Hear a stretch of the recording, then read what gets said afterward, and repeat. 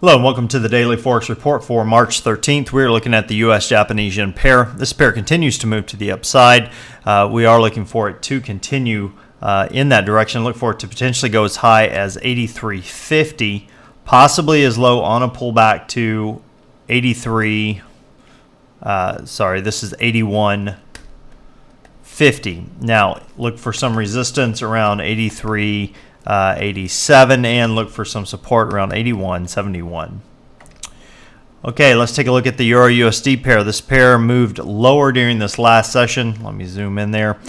Closed lower. We are looking for it to move to the downside overall. Potentially, however, going as high as 132.57 on a reversal, possibly as low as 129.31. Look for some resistance around 131.50. And look for some support around 130.25. Now the pound US dollar pair surged to the upside, closed higher. Look for this pair to potentially go as high as 158.07, possibly as low as 155.55. Look for some resistance around 157.45 and look for some support around 155.95.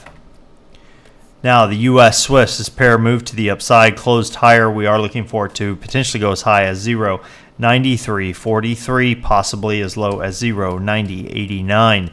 Look for some resistance around 0.9275 and look for some support around 0.9195.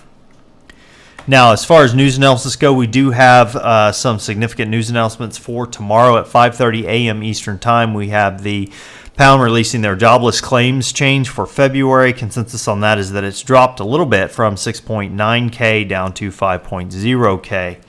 Then at 6 a.m. Eastern, we have the Eurozone releasing their consumer price index for February. The consensus on that is that it has moved slightly higher from 2.6 to 2.7%. Shouldn't affect the euro all that much unless those numbers come out just largely different.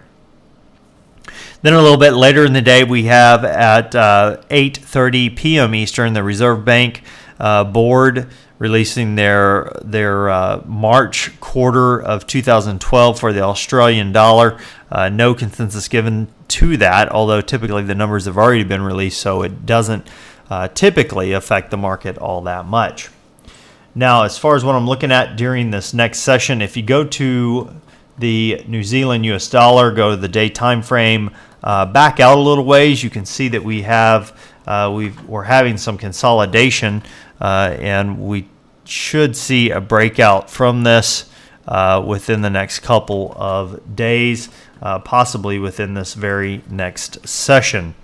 You can see that we've had several days in a row of consolidating prices, and you can see that we're getting close to a breakout. Now, which direction will this break out? I can't really say. Really, we don't know how which direction it will break out. I do know that if it breaks out to the upside, should be able to grab, it should go up to the 82.80 mark. Most likely it'll go on up to the 8300, right up to that point. To the downside, we have this low, of course, around right around the 81 or 0.8100 mark to look for. So from a pip standpoint, if we break out during this session, looking about a 43 pip move to the upside. If it breaks to the downside, however, we are looking for a little bit more, about a 60 pip drop. Well, that about wraps us up for today. Till next time, this is Jason Fielder. Good trading.